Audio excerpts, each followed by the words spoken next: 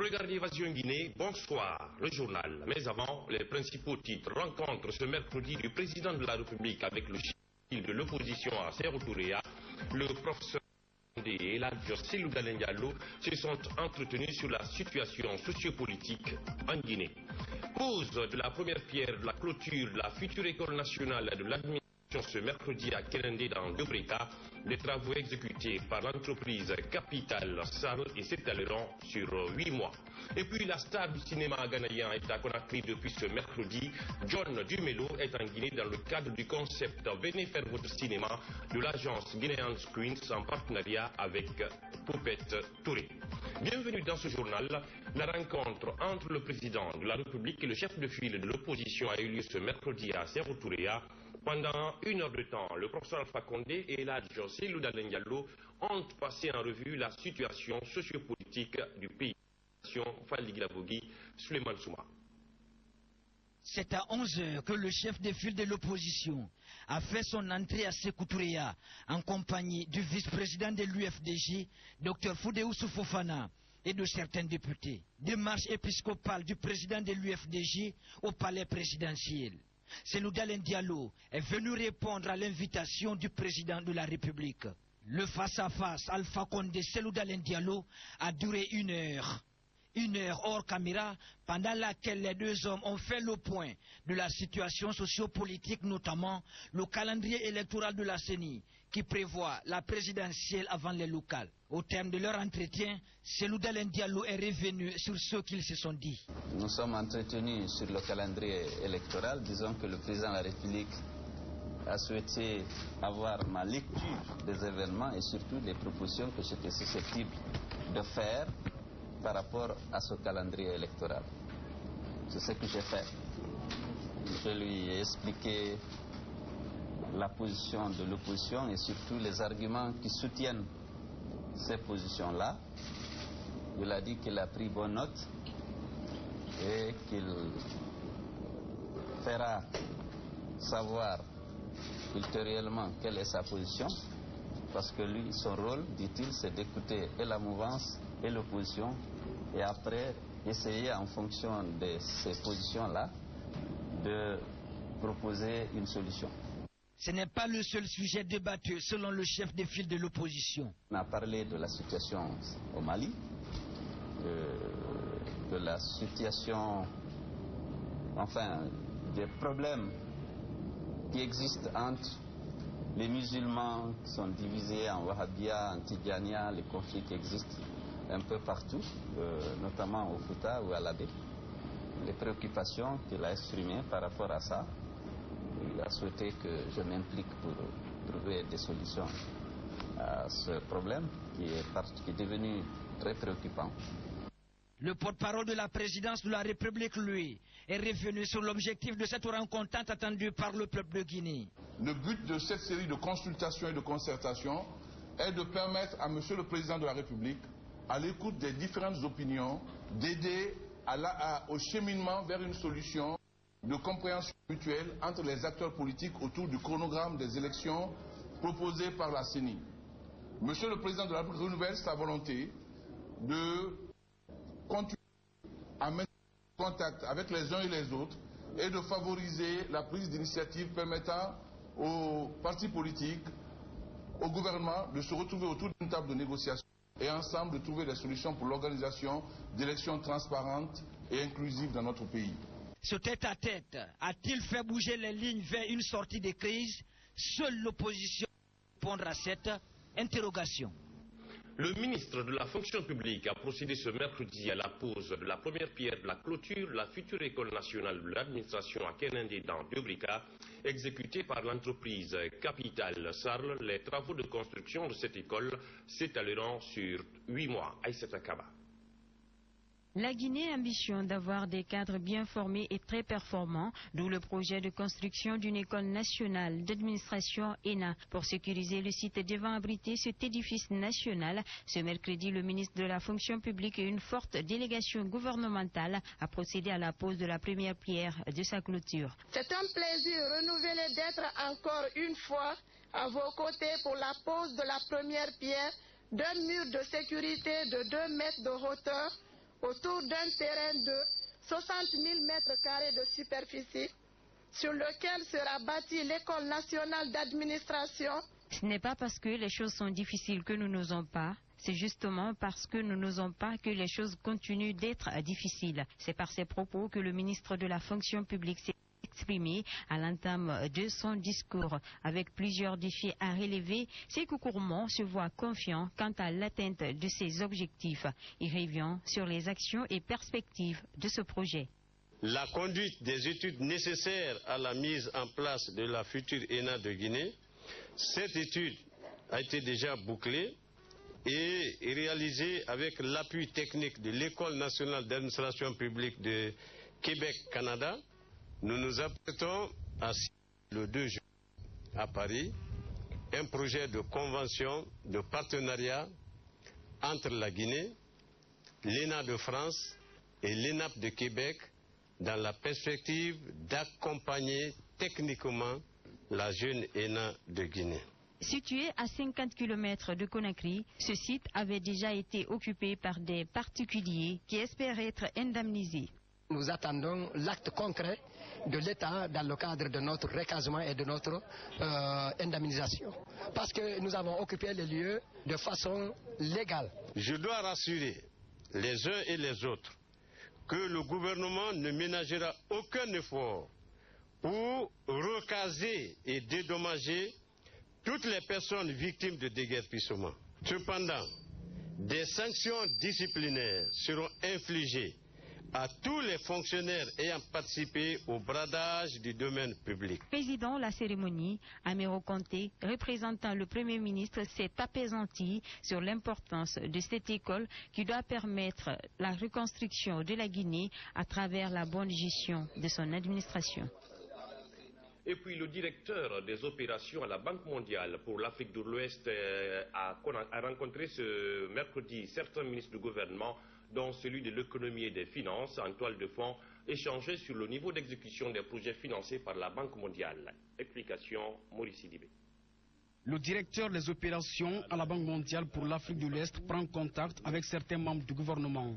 Objectif visé, discuter sur le niveau d'exécution des projets financés par la Banque mondiale. Ceci en vue de connaître les difficultés et proposer des pistes de solutions pour le bon suivi de ces projets. L'objet de notre rencontre ce matin, c'était donc de passer en revue l'état de mise en œuvre de ces programmes de développement dans un contexte difficile que le pays a connu.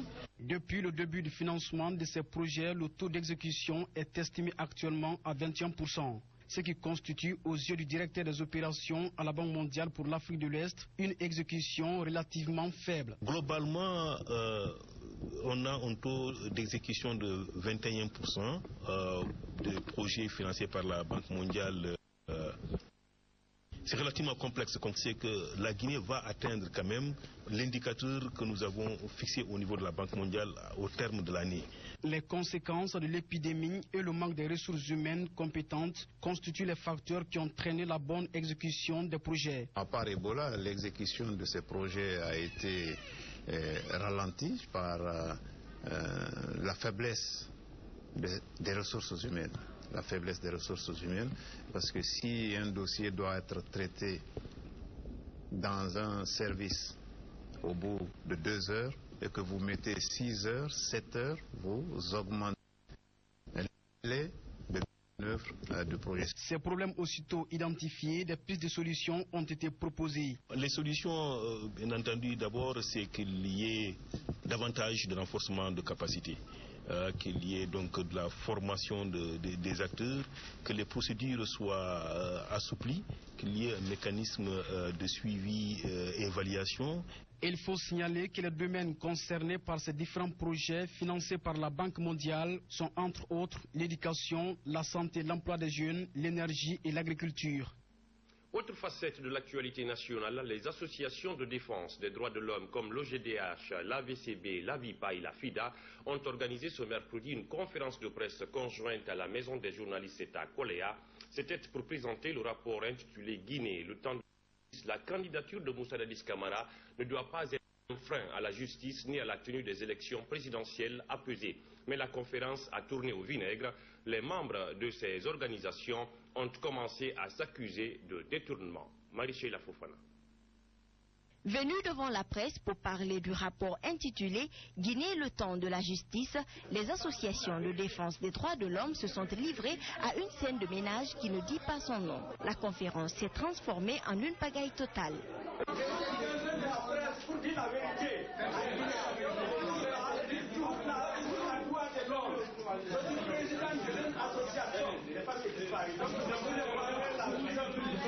Les cris fusaient de partout. À la base, certaines associations n'avaient pas retrouvé leur nom sur la pancarte de la Maison de la Presse. Pancarte qui indique l'activité et ses organisateurs. Ce matin, à l'arrivée, nous avons constaté avec regret qu'au niveau des tableaux d'assistance, il n'y a pas le nom à pas il n'y avait que la filière chez nous déjà. C'est en fait que nous dénonçons. Vous vous souvenez que l'Union européenne avait donné 2 millions d'euros pour la gestion judiciaire de ces dossiers. Cela n'a pas fait l'objet d'une contestation. On ne nous a pas expliqué. Il faut qu'on nous dise pourquoi. On gère ce dossier-là. Les responsables de la Maison de la Presse ont fait sortir les conférenciers et quelques minutes après, la conférence a eu lieu, mais sans certaines associations de victimes des violences en Guinée. Malgré donc cet incident, la conférence a finalement eu lieu. Ces associations de défense des droits de l'homme estiment par ailleurs que la candidature de Moussa Dadis Camara est une insulte à la mémoire des victimes du massacre du 28 septembre 2009. Souhair Belharsen est la présidente d'honneur de la FIH. Elle est au micro de Marie-Sheila Fofana. Camara, cette candidature est inquiétante.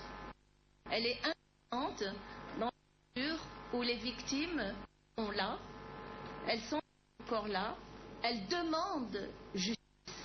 Et cette justice, malheureusement, n'a pas été encore rendue.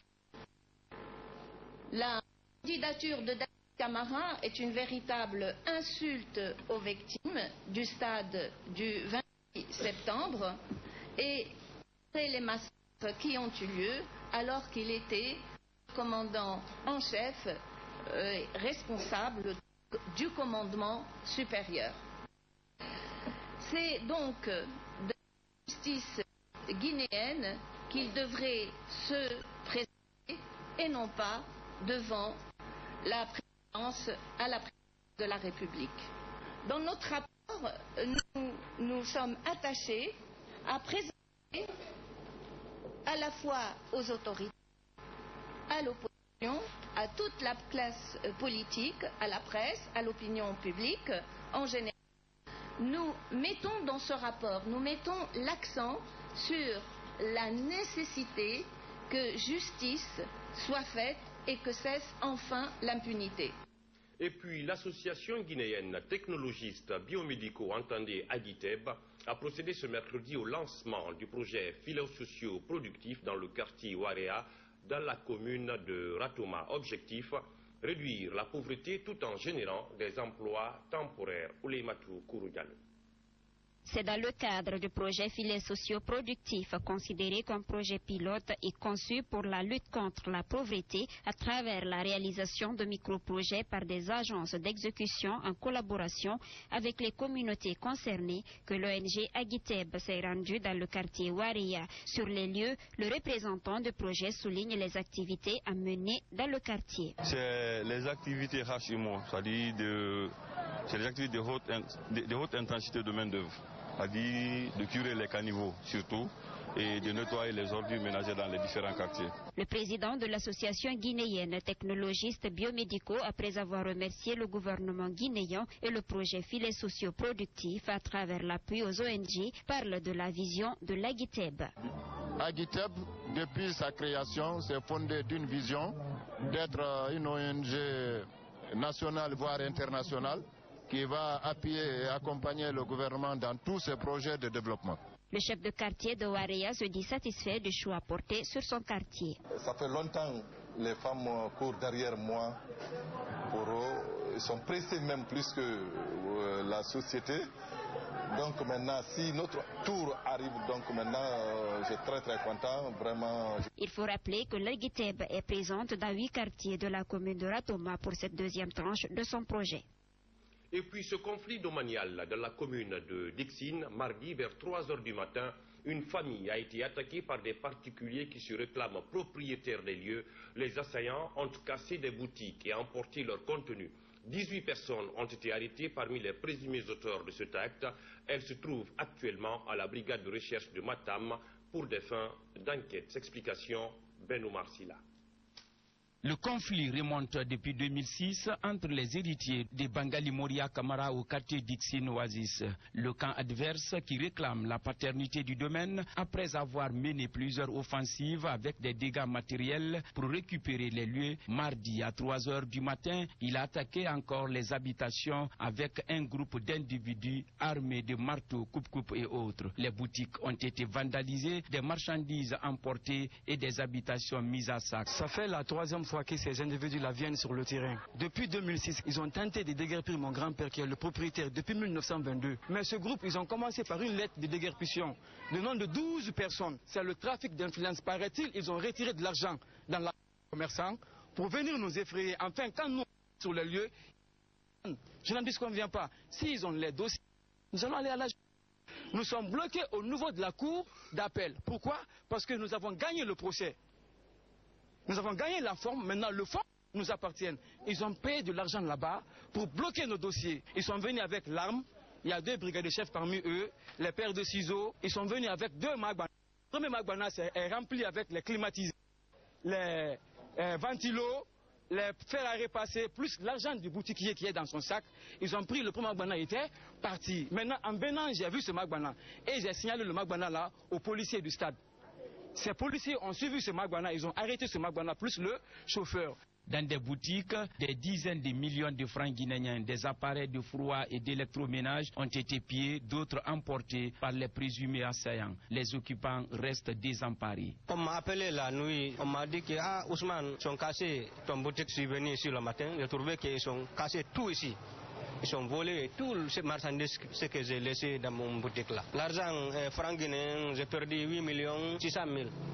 Dollars, j'ai perdu 6 800 $. Ils ont cassé ici, puis ils ont tout emporté. J'ai l'espèce que j'avais ici, c'était 30 millions plus 1 000 €. Les autres, il faut que je fasse une évaluation parce que j'ai perdu au moins 28 nouveaux. 18 parmi les présumés auteurs de ces actes de pillage ont été arrêtés par la population à travers la gendarmerie. Ils ont été déférés à la brigade de recherche pour des fins d'enquête. Sur un tout autre plan, l'occupation anarchique des voies par les commerçants et les usagers de la route a entraîné l'encombrement et le rétrécissement de la chaussée. Difficile de circuler aujourd'hui sur certaines artères de la commune de Matoto. Les marchés de Lansanaya, Matoto et Anta sont l'illustration parfaite de cette réalité. Un phénomène qui a conduit à plusieurs accidents de la circulation faisant des dizaines de blessés. Maurice Sidibé. La décision du gouvernorat de la ville de Conakry pour interdire l'occupation anarchique des abords de la route n'a été qu'un fait de paille dans son application sur le terrain, selon les observateurs. Ici, au marché de Matoto, la chaussée est complètement prise d'assaut par les femmes vendeuses au vu et au su des autorités. Et les femmes aussi vendent toutes les choses côté de la travaux ici. Nous-mêmes, nous aussi, nous sommes vendeurs de sortir, mais nous sommes là. Cette occupation anarchique d'une bonne partie de la route entraîne des embouteillages terribles aux heures de pointe. Ce vendeur de ceci dit être conscient du danger qu'il court en s'installant là. Il dit avoir encore dans sa mémoire le drame d'Anta qui a coûté la vie à 13 personnes le 15 novembre dernier. Non, on connaît la danser quand même. La danser parce qu'on va aller, même si c'est un accident, en 95, comme il y a un autre accident qui fait dans la route. Le marché d'Anta n'échappe pas aussi à cette réalité qui crève les yeux. Ici, la moitié de la route est complètement transformée en un lieu de vente. Ces femmes vendeuses imputent la responsabilité aux autorités du pays.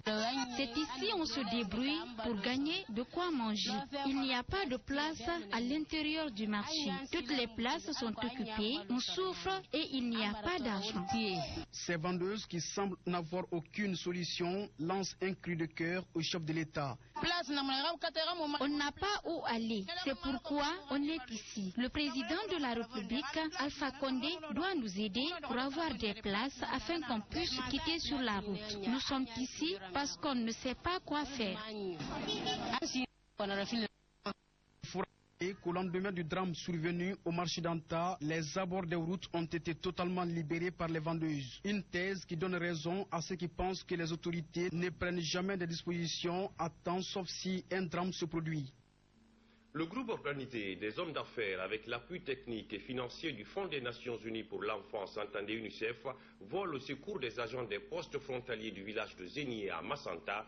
Ils viennent d'offrir des tentes et d'autres outils de travail à ces agents. Le geste vise à appuyer leurs interventions dans le cadre du contrôle sanitaire le long des frontières, ici à Gadiakité. Situé à 106 km de Massanta, le village de Zéné a connu plus de 118 morts depuis l'apparition du virus Ebola. Mais depuis le 27 septembre 2014, aucun cas d'infection ni de mort d'Ebola n'a été enregistré. Pour pérenniser ce résultat, le groupe organisé des hommes d'affaires et son partenaire UNICEF ont offert des équipements aux agents des deux postes frontaliers de Kotizou et de Zénié. Ces équipements sont composés d'appareils informatiques, des chaises, un groupe électrogène. Le geste vise à renforcer leur capacité dans la lutte contre Ebola. Il est important d'équiper les agents au niveau des postes frontaliers parce qu'ils ont un courage extraordinaire que nous-mêmes nous avons remarqué avec notre partenaire UNICEF. C'est pourquoi ensemble nous avons décidé vraiment de les soutenir, de les appuyer pour que le travail soit fait et de façon très sérieuse. Et je pense que le sérieux est là.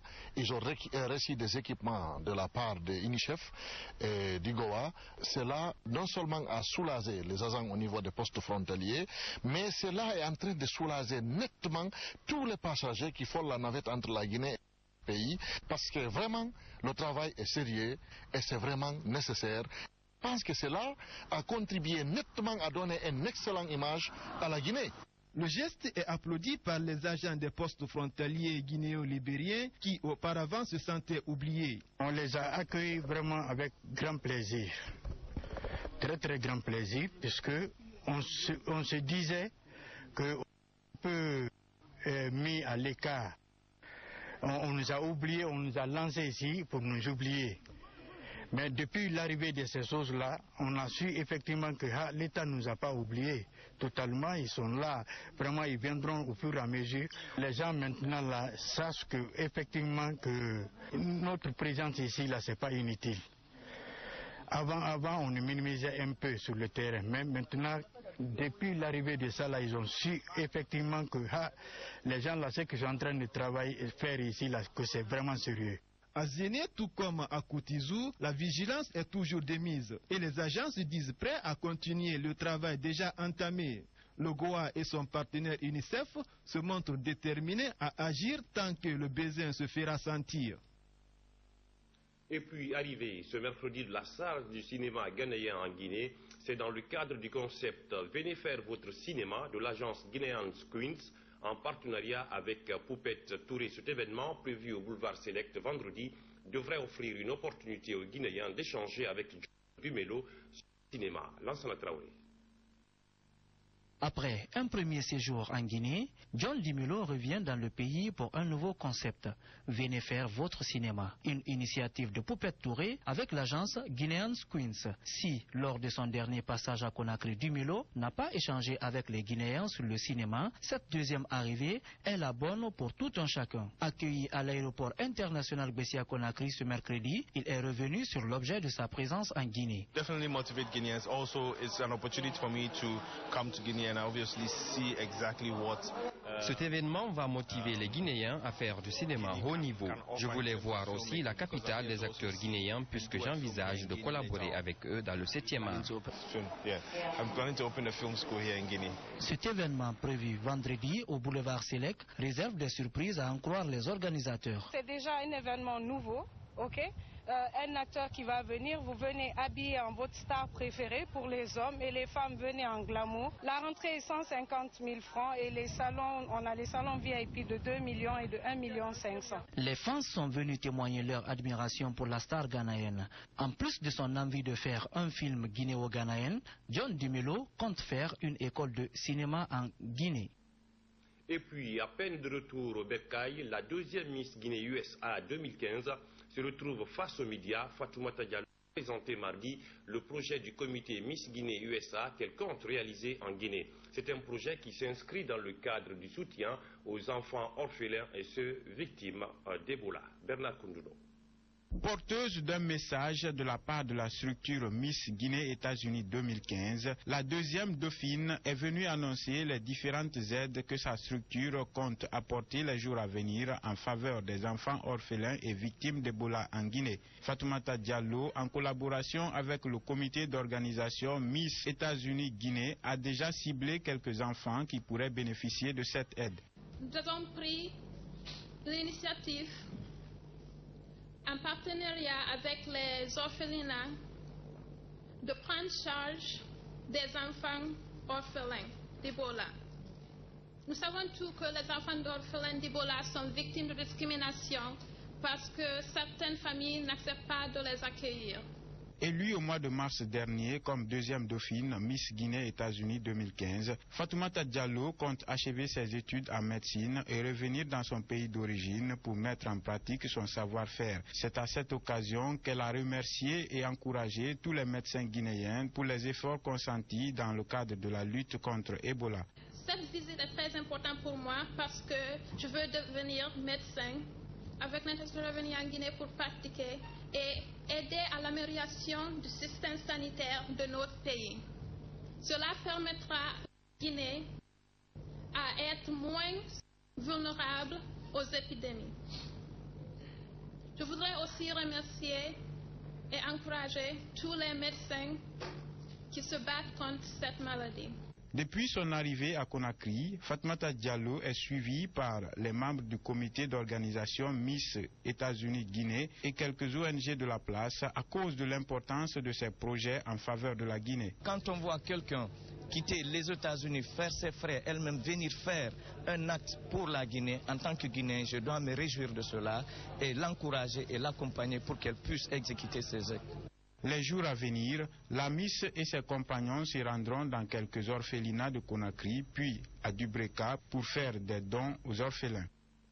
Voilà, c'est la fin de cette édition d'information. Merci de l'avoir suivi. L'info, c'est aussi notre site www.groupeevasionguinée.info. Bonsoir chez vous.